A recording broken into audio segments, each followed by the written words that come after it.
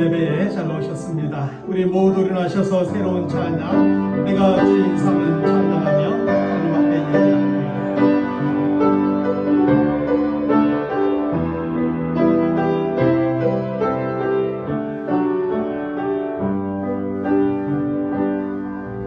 내가 주인 삼은 모든 것 내려놓고 내 주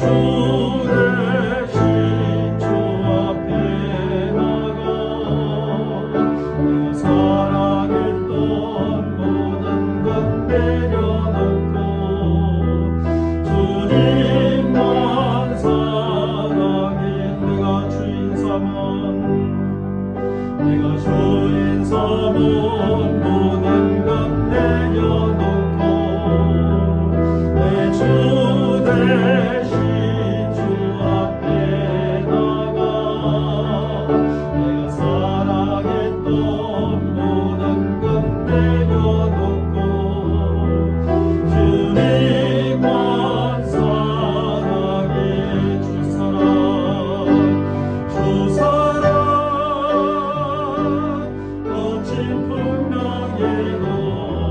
기쁨 바다처럼 나를 잠잠게 해 주 사랑 내 영혼의 반석 그 사랑 위에 서리 내가 주인 삼은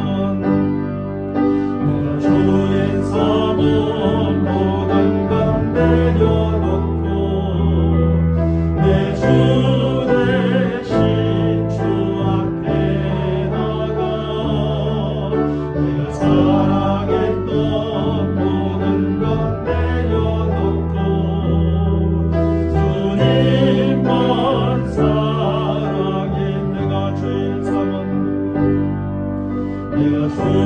삼은 모든 것 내려놓고 내 주 대신 주 앞에 나가 내가 사랑했던 모든 것 내려놓고 주님만 사랑해 주 사랑 주 사랑 거친 풍랑에도 기쁨 바다처럼 나를 잠잠게 해 주 사랑 내 영혼의 반석 그 사랑 위에 서리 주 사랑 거친 풍랑에도 주 사랑 거친 풍랑에도 기쁨 바다처럼 나를 잠잠게 해 주 사랑 내 영혼의 반석 그 사랑 위에 서리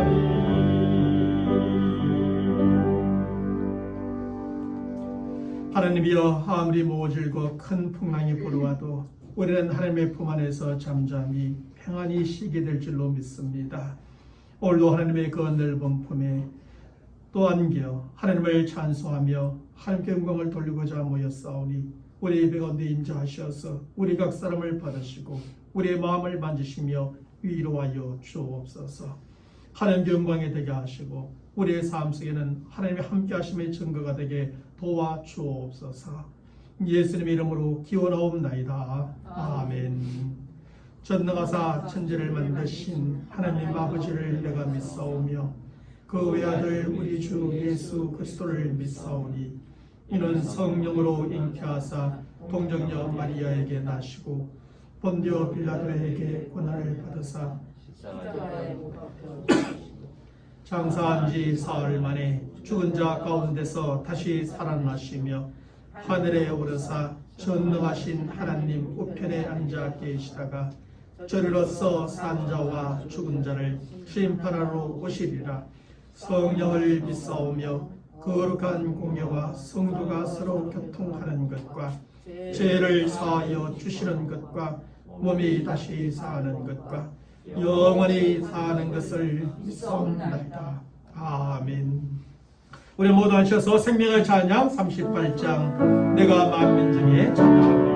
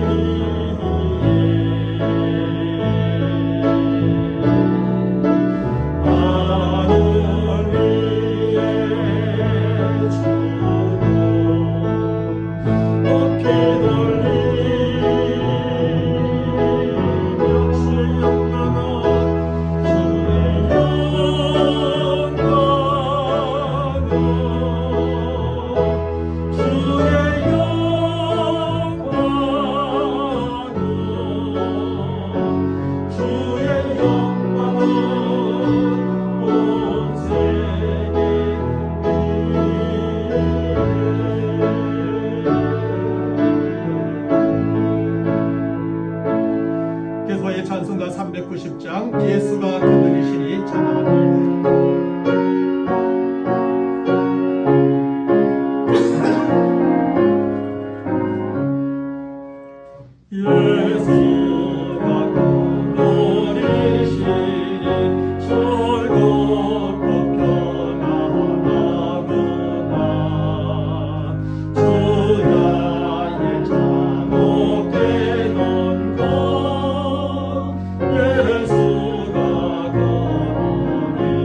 예수가 거룩이시니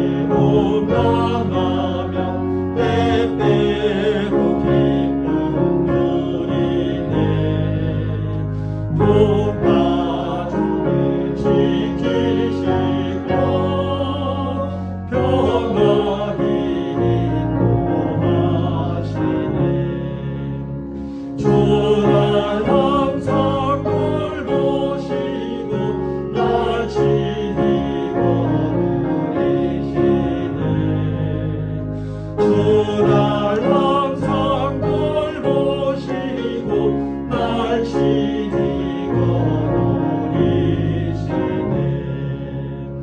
내 주 예수 널 붙잡고 천국에 올라가겠네. 괴로우나 즐거우나 예수가 거느리시네. 주날 항상 돌보시고 날 지키고 노리시네. 주날 항상 돌보시고 날 지키고 노리시네. 이 세상이 멸할 때에 마귀의 권세 이기네. 천국에 가는 그 길도 예수가 거느리시네. 주날 항상 돌보시고 날 지키고 노리시네. 주날 항상 돌보시고 날 지키고 노리시네. 아멘.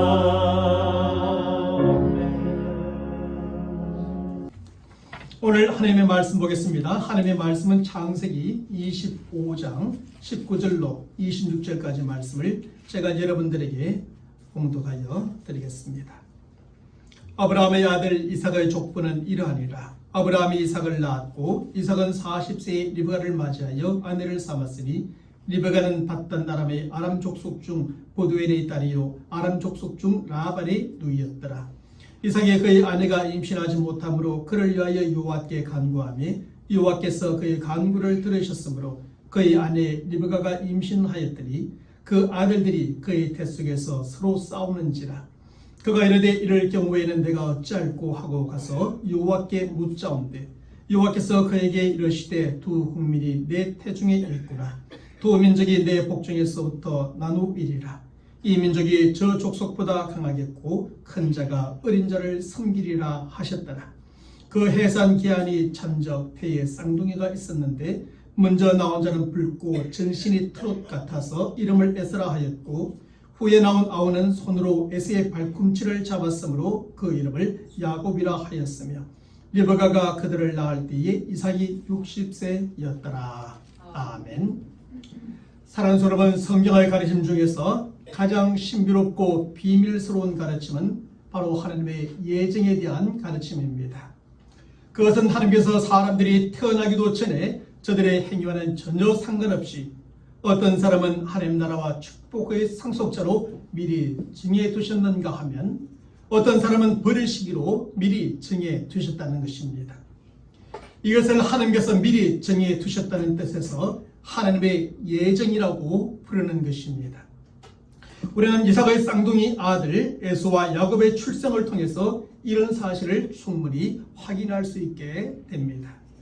하나님께서는 에서와 야곱이 태어나기도 전에 저들이 선한 일이든 악한 일이든 하기도 전에 야곱을 하나님의 나라와 축복의 상속자로 미리 정해 두셨고 에서는 버리시기로 정해 두신 것입니다. 이런 사실은 누가 하나님의 나라와 축복의 상속자가 되냐의 문제에 있어서 가문이나 혈통에 의해서 결정되는 것이 아님을 가르쳐 주는 겁니다. 또한 선한 행위나 악한 행위에 의해서 결정되는 것도 아니라는 사실을 가르쳐 주고자 하는 것입니다. 오직 하나님께서 미리 정해두신 뜻, 곧 하나님의 예정에 의해서 결정된다는 것을 가르쳐 줍니다.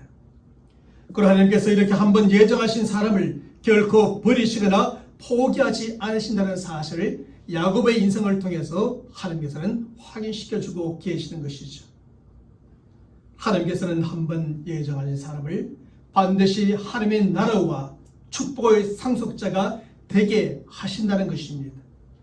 전지전능하신 하나님의 능력과 열심으로 저들을 끝까지 붙들어 주시고 지켜주셔서 결국엔 하나님의 나라와 축복의 자리요 그 약속과 구원의 자리로 반드시 인도해 주신다는 말씀입니다.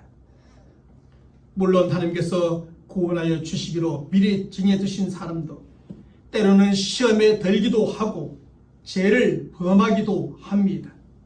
때로는 아주 인간적인 수단과 온갖 세상적인 방법을 다 동원하여 살아가기도 합니다. 그런 사실을 우리는 야곱의 인생을 통하여 확인하게 될 것입니다.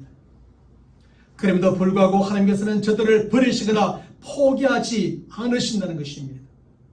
때로는 때리고 혼을 내서라도 하나님이 예정하신 뜻을 그대로 저들 가운데 이루어 주셔서 하나님의 나라와 그 축복의 상속자가 되게 하십니다. 때로는 살살 달래고 때로는 위협을 해서라도 결국은 그 약속의 자리요 구원의 자리에 반드시 이르게 하신다는 것입니다. 이것을 종교개혁자인 존 칼빈은 성도의 견인이라고 표현해 주고 있습니다. 성도의 견인. 다시 말하면 하나님께서 끝까지 참고 인내함으로 예정하신 사람들을 궁극적인 구원의 자리로 인도하신다는 것입니다. 이것을 두고 성도의 견인이라 그렇게 말합니다. 이런 사실에 대하여 우리가 믿고 신앙의 고백으로 받아들이고 있는 웨스트민스터 신앙 고백서는 다음과 같이 기록해 주고 있습니다. 하나님께서 자기의 사랑하시는 자 안에서 예정하시고 실제로 부르시고 또한 성령으로 거룩하게 하신 자들은 은혜의 자리에서 전적으로 또는 최종적으로 타락할 수 없다. 그들은 마지막 날까지 그 상태에 있을 것이며 또한 영원히 구원을 받을 것이다 라고 말해줍니다. 하나님께서 예정하신 사람, 하나님께서 부르신 사람, 그 사람은 인생 가운데 여러 가지 때로는 시험도 때로는 자신의 유익을 위해서 인간적인 수단과 방법을 다 동원한다 할지라도 끝내는 하나님께서 바로 타락의 자리로 떨어지도록 두지 아니하시고 영원히 구원의 자리로 인도하신다는 말씀입니다. 사랑하는 성도 여러분, 그렇습니다. 하나님께서 하나님의 나라와 축복의 상속자로 예정된 사람, 하나님께 구원받기로 한번 찍힘을 받은 사람은 결코 하나님의 손에서 벗어날 수 없습니다. 하나님의 사랑에서 끊어질 수가 없습니다. 왜냐하면 하나님께서 그 신실하심과 전지전능하신 능력과 열심으로 끝까지 붙들으시고 지켜주시고 하나님의 나라와 축복과 그 구원의 자리까지 인도해 주실 것이기 때문입니다. 그런데 문제는 하나님께서 어떤 사람을 하나님의 나라와 축복의 상속자로 미리 정해 주셨는지, 또 어떤 사람을 버리시기로 미리 정해 두셨는지 하나님 외에는 아무도 모른다는 사실입니다. 그래서 사람들은 누가 과연 예정되었고 누가 예정되어져 있지 않을까 더욱더 궁금해하는 것입니다. 그럼에도 그 누구도 그것을 알 수 없다는 것이 바로 하나님의 예정에 대한 가르침인 것이죠. 그래서 하나님의 예정은 성경 안에서 가장 신비로운 것이요 가장 비밀스러운 가르침이라고 말하는 겁니다. 그런데 어떤 사람들에게는 하나님의 예정이 너무나 불공평한 것으로 여겨지기도 합니다.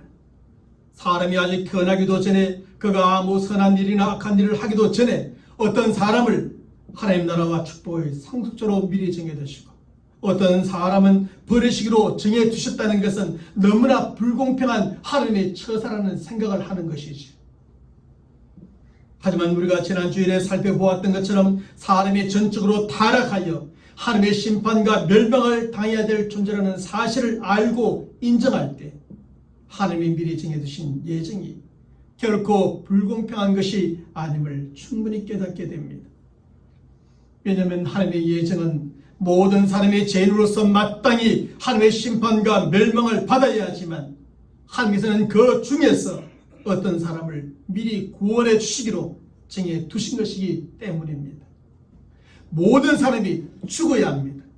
그런데 하나님께서는 그 중에서 일부분을 예정하시고 선택하셔서 구원해 주신 것이죠. 그러므로 하나님의 예정은 그 누구에게도 결코 불공평한 것이 아니라 도리어 하나님의 은혜로운 사실입니다. 몇 년 사이에 우리나라에서도 입양이 참 많이 이루어지고 있습니다. 그런데 입양을 할 때 보면 주로 남자 아이들보다 여자 아이들을 선호하고 개월수가 높은 아이들보다 낮은 아이들을 선호한다고 합니다. 그래서 남자 아이들이나 나이가 많은 아이들은 주로 입양이 되어지지 않아서 보육원이나 고아원으로 보내어져 그곳에서 자라게 된다는 거죠. 어느 날 어떤 젊은 부부가 아이를 입양하고자 고아원을 방문하였습니다. 고아원에 들어가 가만히 둘러보는 가운데 유독 저 부부의 눈에 띄는 아이가 보였습니다. 그래서 그 아이를 저들의 자녀로 부부는 입양하고자 결정하고 모든 수속을 마치고 저들의 자녀로 입양하였습니다. 그리고 그 아이를 집으로 데리고 와서 잘 돌봐주고 키워 집안의 모든 것을 상속시켜 주었습니다. 그 젊은 부부가 많은 아이들 중에 이렇게 한 아이를 입양하였을 때 그 누구도 저들에게 불공평하다고 말할 사람은 없을 것입니다. 왜 저 모든 아이들을 다 입양하지 않고 한 아이만 입양했느냐고, 그건 불공평한 처사가 아니냐고. 그 아이를 입양하고 나눈 아이들은 입양하지 않았으니까 불공평하다고 말할 사람은 없을 것입니다. 다른 아이들은 고아로 그냥 버려두고 왜 그 아이만을 입양하였느냐고, 왜 당신의 자녀로 삼고 상속자로 삼았느냐고 책망하고 불평할 사람은 없을 겁니다. 왜냐하면 그 부부는 부모도 없이 평생 고아로 살아야 했을 그 아이를 입양하여 자녀로 삼아주고 잘 키워주고 모든 것을 상속시켜 주었기 때문입니다. 바로 이런 점에서 많은 사람들은 그 부부의 행위를 오히려 칭찬하고 격려하며 저들을 존경하게 될 겁니다. 사람들은 그 부부에게 정말 쉽지 않은 결단을 내리고 입양을 하셨군요 라고 말하게 될 터이지요. 사람들은 그 부부에게 참으로 선한 일이요 좋은 일을 하였군요 라고 칭찬하게 될 겁니다. 사랑하는 여러분, 하나님의 예정도 이와 똑같은 것입니다. 죄인으로 영원히 죽어야 될 사람들 중에서 어떤 사람을 구원해 주시고 미래에 정해 두셨다는 하나님의 예정도 고아를 입양하는 것과 똑같은 것이라 말할 수 있습니다. 그냥 가만히 버려두면 저들의 죄로 말미암아 모두 죽을 수밖에 없는 그런 존재들인데 하나님은 저들을 가만히 두지 않으시고 그 중에서 어떤 사람들을 구원해 주시고자 미리 정해 두시고 그 예정대로 저들을 구원해 주신 겁니다. 그리고 저들을 하나님의 자녀로 삼으시고 하나님 나라와 그 축복의 상속자로 삼으셨던 것이죠. 그래서 성령은 에베소서 1장 5절의 말씀에서 그 기쁘신 뜻대로 우리를 예정하사 예수 그리스도로 말미암아 자기의 아들들이 되게 하셨다고 밝혀줍니다. 그리고 에베소서 1장 11절의 말씀에서는 모든 일을 그의 뜻의 결정대로 일하시는 이의 계획을 따라 우리가 예정을 입어 그 안에서 기업이 되었다고 가르쳐 주기도 하는 것입니다. 그러므로 영원히 죽을 수밖에 없는 자들을 구원해 주시고자 미래에 정해두신 하나님의 예정은 결코 불공평한 것이 아닙니다. 영원히 죽어야 될 죄인을 구원하여 주시고자 미래에 정해두시고 결국 그 구원에 이르게 하신 하나님의 그 사랑과 은혜에 사람은 오히려 감사할 수밖에 없는 겁니다. 특별히 성경은 에베소서 1장 3절 이하의 말씀에서 하나님이 이러한 예정과 관련하여 우리가 어떤 반응을 취하는 것이 마땅한지를 잘 가르쳐 주지요. 특별히 에베소서 1장 6절의 말씀에서 그의 은혜의 영광을 찬송해야 한다고 가르쳐 줍니다. 예정을 입어서 구원받은 모든 믿음의 사람들은, 성도들은 하나님의 예정하시고 구원하신 그 은혜의 영광을 찬송드려야 함을 가르쳐 줍니다. 그것이 성도된 예정되어지고 선택되어지고 구원받은 성도들의 마땅한 태도인 것입니다. 바로 이런 점에서 하나님의 예정은 결코 불공평하지 않습니다. 그러므로 하나님의 예정에 대하여 그 누구도 원망할 것이 없고 불평할 것도 없습니다. 그저 하나님의 사랑과 은혜에 대하여 감사할 것밖에 없고 그 은혜의 영광을 찬송할 것밖에 없는 것입니다. 그러므로 하나님의 예정 속에서 하나님의 나라와 축복 그리고 구원받기로 작정되어져 있는 우리는 오직 하나님의 사랑과 은혜에 감사하는 성도들이 되어야 합니다. 영원히 죽을 수밖에 없는, 그래서 멸망받고 저 지옥에 떨어져 갈 수밖에 없는 우리들을 하나님께서 구원하여 주셨으니 그저 감사할 뿐이지. 우리에게 베풀으신 하나님의 은혜와 그 영광을 날마다 찬송하는 성도들이 되어야 할 줄로 믿습니다. 우리가 어떤 존재였는지를 알고 그런 존재인 우리를 하나님께서 미리 예정하시고 선택해 주셨다는 사실을 분명히 알면 그저 감사와 찬송밖에 할 것이 없는 겁니다. 사랑하는 여러분, 지금까지 살펴본 바대로 우리는 하나님의 예정이 우리에게 얼마나 감사의 제목이요 찬송의 제목이 되는지 알 수 있습니다. 그리고 지금까지 살펴본 바에 따르면 하나님의 예정에 대하여 우리는 크게 세 가지의 결론에 도달할 수 있을 것입니다. 그 결론이 무엇일까요? 첫째로 예정은 하나님의 주권적인 뜻이라는 겁니다. 하나님의 주권적인 뜻. 하나님께서는 야곱을 하나님 나라와 축복의 상속자로 선택하셨고 그리고 에서는 버리셨습니다. 이런 사실에 대하여 성경은 로마서 9장 13절의 말씀에서 이렇게 말해줍니다. 내가 야곱은 사랑하고 에서는 미워하였다고 말합니다. 다시 말하면 하나님께서 야곱을 사랑하셨기 때문에 하나님의 나라와 축복의 상속자로 선택하셨고 에서는 미워하였기 때문에 버려 두셨다는 것입니다. 하지만 이러한 사실에 대하여 우리에게는 또 한 가지 질문이 생기게 됩니다. 그것은 하나님께서 왜 야곱만 사랑하시고 왜 에서는 미워하시느냐라는 질문이 또 생겨지게 됩니다. 왜 그러셨을까요? 사실 성경은 이런 질문에 대하여 속 시원한 대답을 해주고 있지는 않습니다. 이렇게 말씀하신 로마서 9장의 말씀을 쭉 살펴보아도 하나님께서 야곱을 왜 사랑하셨고 에서를 왜 미워하셨는지는 말해주지 않습니다. 그러나 예정하실 때 야곱을 사랑하였기 때문에 하나님께서 예정하셨다 말씀하시고 에서는 미워하였기 때문에 버려주셨다고 말할 뿐입니다. 한 가지 유일한 대답이 있다면 그것은 바로 하나님의 주권적인 뜻이었다는 것입니다. 그것을 조금 이따가 보면 알겠지만 토기장의 비유를 통해서 가르쳐줍니다. 내가 야곱을 사랑한 것, 그것도 내 주권적인 뜻에 의해서 사랑한 것이고 네가 에서를 미워한 것, 내 주권적인 뜻에 의해서 미워하였다고 대답해 줄 뿐입니다. 옛날 시골에는 어깨에 엿을 메고 다니거나 력하에 엿을 싣고 다니는 엿장수들이 동네마다 찾아오곤 하였습니다. 그 당시 엿장수들이 동네에 들어올 때 벌써 동네 어귀에서부터 시끄러운 과외질을 하며 들어옵니다.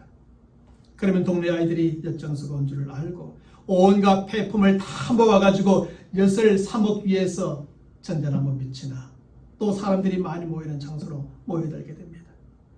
빈병, 폐비닐, 부러진 호미와 낫, 심지어 형 누나들의 책, 할머니 할아버지들의 멀쩡한 고무신까지 들고 나와서 엿으로 바꿔 먹고자 난리가 납니다. 그때 그렇게 하여 엿을 바꿔 먹을 때는 좋지만 그러다가 걸리게 되면 뒤지게 혼나게 되죠.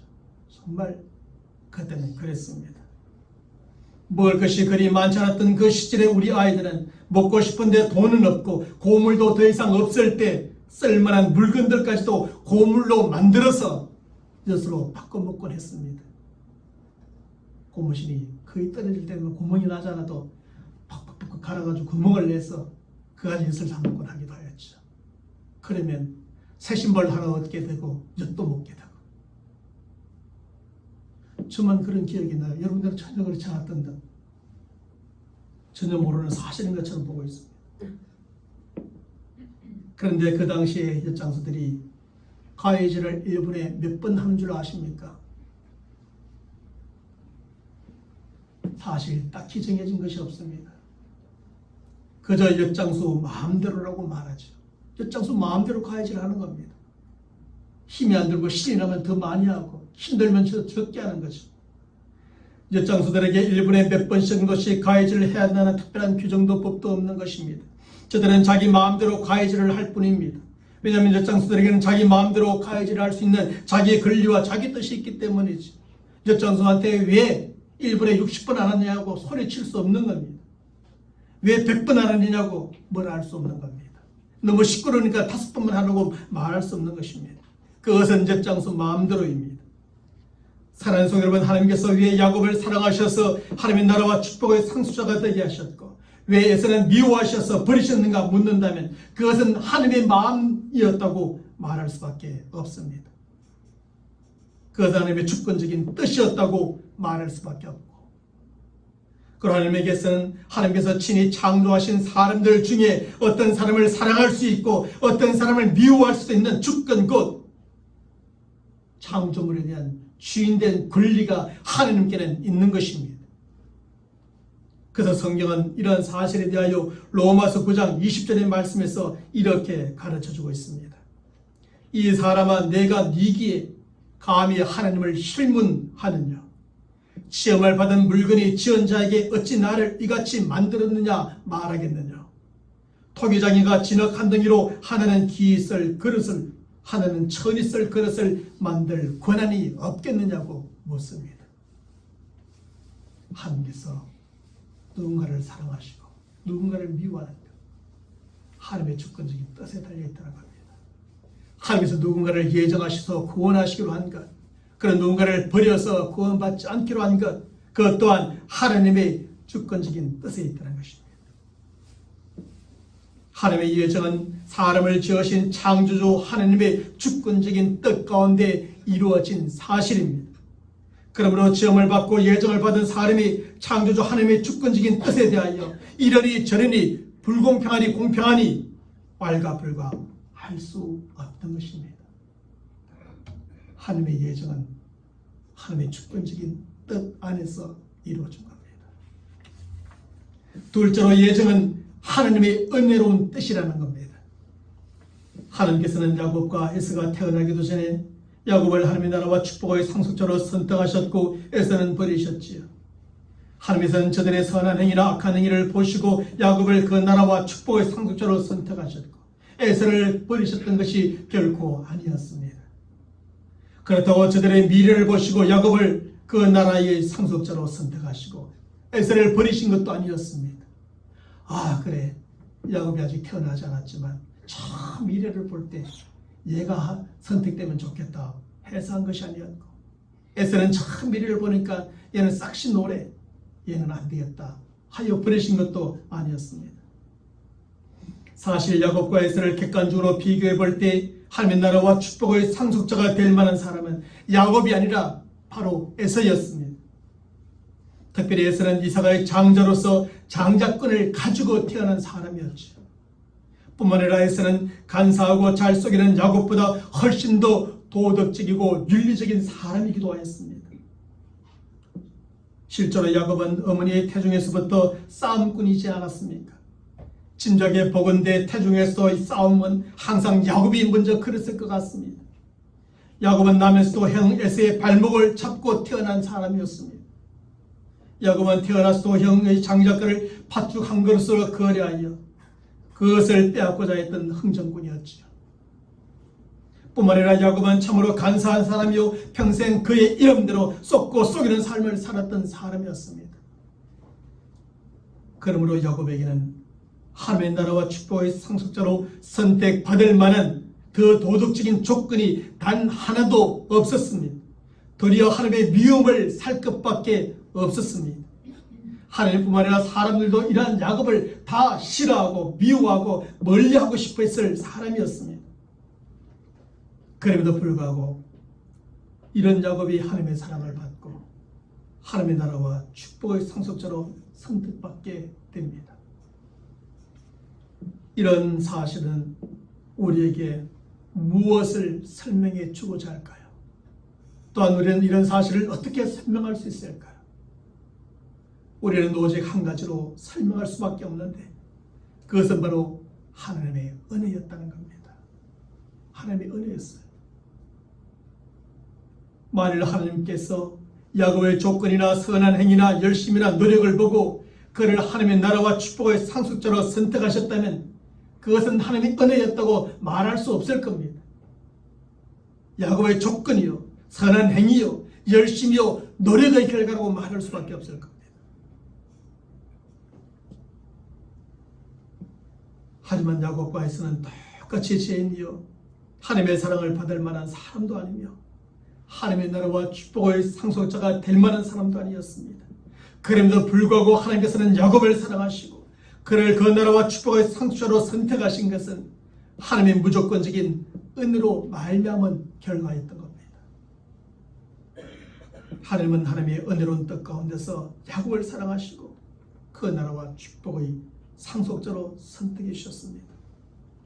그래서 성경은 로마서 9장 16절의 말씀에서 그는 즉 원하는 자로 말미암음도 아니요 다른 박질하는 자로 말미암음도 아니요 오직 긍휼히 여기시는 하나님으로 말미암음이라고 밝혀줍니다. 사람의 그 행위, 노력, 도덕적 좋은 조건 이것으로 되는 것이 아니라 긍휼히 계시는 하나님의 은혜로 되는다는 말씀입니다. 사랑하는 여러분, 그렇습니다. 오늘날 우리도 야곱과 똑같이 하나님의 사랑을 받을 만한, 예정받을 만한, 구원받을 만한 조건을 가진 사람은 없습니다. 하나님의 그 조건에 맞을 사람이 이 세상 어디에 있겠습니까? 하나님 나라의 백성이요 하나님의 자녀가 될 수 있는 자격을 갖춘 사람도 단 한 사람도 없습니다. 그럼에도 불구하고 우리가 하나님의 사랑을 받은 자녀요 하나님 나라의 백성이 된 것은 그런 조건이나 자격을 따지지 않고 예정해 주시고 선택하신 하나님의 무조건적인 은혜로 말미암은 것입니다. 하나님의 은혜로운 뜻 가운데서 만세전 우리를 사랑하시기로 예정하여 주셨기 때문에 우리가 하나님의 사랑을 받는 자들이 된 것입니다. 하나님의 은혜로운 뜻 가운데서 우리를 구원하여 주시기로 예정하여 주셨기 때문에 우리가 예수를 믿어 구원을 얻고 하나님 나라의 백성이요 하나님의 자녀가 된 것입니다. 여기에 다른 어떤 조건이나 자격, 아무런 근거나 이유가 덧붙여질 것이 없습니다. 이런 점에서 하나님의 예정은 오직 하나님의 무조건적인 은혜요, 은혜로운 뜻으로만 설명될 수 있는 겁니다. 마지막 셋째로 예정은 하나님의 감추어진 뜻이라는 겁니다. 성경은 하나님의 뜻에 크게 두 가지가 있다고 가르쳐줍니다. 신명기 29장 29절의 말씀에서 성경은 이렇게 가르쳐줍니다. 오묘한 일은 우리 하나님 여호와께 속하였거니와 나타난 일은 영구히 우리와 우리 자손에게 속하였나니 이는 우리로 이 율법의 모든 말씀을 행하게 하심이라. 이 말씀 속에서 우리가 깨닫게 되는 것은 하나님의 뜻에는 두 가지가 있다는 것을 깨닫게 됩니다. 하나는 오묘한 일이고 다른 하나는 나타난 일입니다. 여기에서 오묘한 일이라는 것은 하나님의 감추어진 뜻을 말하고 나타난 일은 하나님의 드러난 뜻을 의미합니다. 결국 하나님의 뜻 가운데는 감추어진 뜻이 있는가 하면 드러난 뜻도 있다는 것입니다. 그런데 감추어진 뜻은 누구에게 속하였다고요?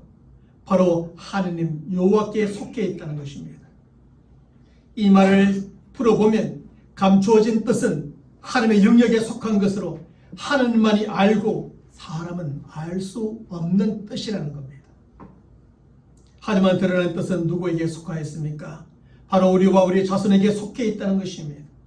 이 말의 의미는 하나님의 뜻이니 하나님은 당연히 아시고 사람까지도 그것을 알 수 있다는 것입니다. 이처럼 하나님의 뜻에는 하나님만 아시는 영역이 있는가 하면 사람도 아는 영역이 있습니다. 그러므로 하나님만 아시는 영역인 감추어진 뜻은 우리가 알 수 없고 억지로 알 필요도 없는 것입니다. 알 필요도 없기 때문에 하나님께서는 감추어 두시고 드러내지 않으신 것입니다. 하지만 드러난 뜻은 우리가 반드시 알아야 하고 우리는 드러난 하나님의 뜻을 알 뿐 아니라 그 뜻에 반드시 순종해야 합니다. 그것이 바로 이 율법의 모든 말씀을 행하게 하심이라는 말씀이시죠. 사랑하는 여러분, 그런데 오늘 본문의 말씀에서 다루고 있는 예정의 문제도 마찬가지입니다. 예정의 문제와 관련해서도 이 하나의 문제 속에 하나님의 감추어진 뜻이 있고 하나님의 드러난 뜻이 있습니다. 사실 예정의 문제와 관련하여 사람들이 가장 궁금해하고 알고 싶어하는 것이 무엇인가요? 그것은 누가 구원받기로 예정되어 있는가? 라는 것입니다. 이게 제일 궁금해요. 예정이라고 있으면 누가 하나님의 예정을 받아서 구원받게 될 건가? 하나님 나라와 축복의 상속자가 될 것인가? 제일 궁금합니다. 그런데 이것은 하필 하나님의 감추어진 뜻입니다. 다시 말하면 이것은 하나님의 영역 안에 있고 우리의 영역 밖에 있는 것으로 오직 하나님만 아시고 우리에게는 감추어져 있어 알 수가 없다는 겁니다. 그러므로 우리는 과연 누가 구원받기로 예정되어 있는가? 누가 하나님 나라와 그 나라의 축복의 상속자가 될 것인가를 알기 위해서 애쓸 필요가 없습니다. 왜냐하면 아무리 애를 써도 감추어진 하나님의 뜻은 알 수가 없기 때문이죠. 그런데 감추어진 하나님의 뜻을 알고자 몸부림치고 이렇게 저렇게 해석을 해보고자 하는 사람이 있는데 아무 소용이 없습니다. 하지만 예정의 문제와 관련하여 하나님의 드러난 뜻도 있습니다. 그것은 하나님께서 누군가를 예정하시는 목적이 무엇인가라는 겁니다. 성경 에베소서 1장 3절 이하의 말씀에서 하나님께서 어떤 사람들을 구원하기로 예정하신 목적이 무엇인가에 대해서 밝혀주는데, 특별히 1장 6절과 14절의 말씀에서 하나님께서 선택하시고 예정하시고 구원하신 목적을 이렇게 말합니다. 하나님의 은혜의 영광을 찬미하게 하려는 것이라고 말합니다. 누가 예정되어 있는지는 감추어진 뜻이라 알 수 없습니다. 그러나 하나님께서 예정하여 주신 그 목적만큼은 드러날 뜻이기 때문에 알게 되는데 하나님의 은혜의 영광을 찬미하는 데 있음을 밝혀줍니다. 사랑하는 여러분, 이제 말씀을 맺습니다. 하나님의 예정은 하나님의 주권적인 뜻이요 하나님의 은혜는 뜻이며 하나님의 감추어진 뜻에 달려 있습니다. 그 하나님께서 우리를 이렇게 예정하여 주신 목적은 우리가 우리를 예정해 주신 하나님께 감사하는 삶을 살고 그 은혜의 영광을 찬미하는 삶을 살게 하는 데 있습니다. 그러므로 우리는 하나님의 예정과 관련하여 누가 구원받기로 예정되어 있는가에 초점을 맞춘 신앙생활을 해서는 안 됩니다. 왜냐하면 이것은 하나님의 감추어진 뜻으로 오직 하나님만이 알 수 있는 것이기에 우리는 알 수 없고 알 필요도 없기 때문입니다. 우리는 오히려 하나님의 드러난 뜻에 따라 하나님께 감사하는 삶을 살고 하나님의 은혜의 영광을 찬미하는 삶을 살아야 합니다. 하나님의 주권적인 뜻 안에서 우리를 구원하여 주시고 선택하여 주시고 구원하여 주신 하나님께 감사하는 삶을 살아야죠. 하나님 은혜로운 뜻 가운데서 우리를 하나님 나라의 백성이요 자녀로 선택하여 주신 하나님의 은혜의 영광을 찬미하는 삶을 살아가야 합니다. 하나님의 예정하면 그것은 하나님의 주권적인 뜻, 하나님의 은혜로운 뜻, 하나님의 감추인 뜻에 달려있다는 것을 꼭 기억하십시오. 그 세 가지만 기억하시면 됩니다. 하나님의 예정과 관련해서. 그리고 하나님께서 우리를 예정하여 주신 목적을 우리가 특별히 기억해야 되는데 그것은 하나님께 감사하는 삶을 살고 그 은혜의 영광을 찬미하는 삶을 살게 하는 데 있다는 겁니다. 그 하나님의 예정에 대하여 우리는 그것을 불공평한 것이 아니라 바로 하나님의 주권적인 뜻과 은혜로운 뜻과 그 가운데서 예정이신 하나님으로 말미암아서 하나님은 참으로 공평하신 분이시고 하나님은 은혜로우신 분이시다. 그러기 때문에 그 하나님께 감사하고 하나님의 은혜의 영광을 찬미하며 사는 저와 여러분 모두가 되시기를 주님의 이름으로 간절히 축원합니다. 기도하겠습니다. 하나님 아버지 감사합니다. 오늘 하나님의 말씀을 통하여 창세전에 우리를 예정하신 하나님의 그 예정에 대하여 생각해 보았습니다. 많은 사람들이 하나님의 예정이 불공평한 것이라 말하면서 하나님에 대하여 오히려 적대시하고 불평하고 원망하는 사람들이 많이 있는데 사람이 어떤 존재인지를 알면 원망과 불평이 아니라 불공평이 아니라 얼마나 하나님께서 주권적인 뜻 가운데서 얼마나 은혜로우신 뜻 가운데서 감추어진 가운데 그 모든 것을 예정하시고 이루시고 또 행하셨는지를 깨닫게 됩니다. 우리 모든 믿음의 사람들 오늘 이 자리에 앉아 있으며 하나님의 하나님 되심에 대하여 또 하나님의 예정하심에 대하여 바로 알고 깨달음을 통하여 우리 모두가 하나님은 불공평한 하나님이 아니라 너무나 공평하신 분이시요 하나님은 은혜로우신 분이시요 하나님은 감추어진 것 안에서도 하나님께서 예정하여 구원하기로 하신 모든 사람들을 반드시 구원하시고 하나님 나라와 축복의 상속자로 삼으시다는 사실을 능히 기억하며 그 사실에 대한 믿음 속에서 날마다 하나님이 약속하신 그곳에 다 이르는 우리 성도들에게 도와주시옵소서. 예정을 생각할 때마다 우리를 예정하여 주신 하나님께 감사하는 삶을 살게 하시고 그 나라의 상속자와 그것의 축복을 우리에게 허락하신 하나님께 참여하는 삶을 사는 우리 성도들에게 인도하여 주옵소서. 우리 주 예수 그리스도 이름으로 감사히 기도하옵나이다. 아멘. 서로 인사합시다. 감사하는 삶을 삽시다. 우리 모두 하셔서 생명의 찬양 249장 하나님 한 번도 나를 찬송하겠습니다.